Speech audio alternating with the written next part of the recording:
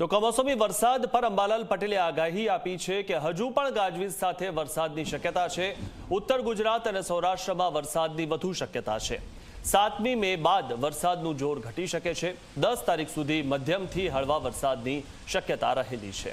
આગાહીકાર અંબાલાલ પટેલે કરી છે મોટી આગાહી। હજુ ઉત્તર ગુજરાતના ભાગો સાબરકાંઠા અને પૂર્વ ગુજરાતના ભાગોમાં હજુ પણ વરસાદ રહેશે। ઉત્તર સૌરાષ્ટ્રના ભાગોમાં હજુ ભારે વરસાદ રહેવાની શક્યતા રહેશે। સૌરાષ્ટ્રના કેટલાક ભાગોમાં પણ હજુ ભારે વરસાદ થવાની શક્યતા રહેશે। તારીખ 7-8થી વરસાદનું જોર ઘણા ભાગોમાં ઘટશે અને તારીખ 10 સુધીમાં પણ લગભગ છૂટો છવાયો વરસાદ મધ્ય ગુજરાતના ભાગોમાં, ઉત્તર ગુજરાતના ભાગોમાં અને અન્ય ગુજરાતના ભાગોમાં રહેવાની શક્યતા રહેશે। ત્યારબાદ વરસાદમાં ઘટાડો થશે, પરંતુ તારીખ 11થી 20માં લગભગ ભારે આંધી વંટોળનું પ્રમાણ વધશે। 25થી 4 જૂન વચ્ચે અરબસાગરમાં એક હળવા પ્રકારનું સાયક્લોન બનવાની શક્યતા છે।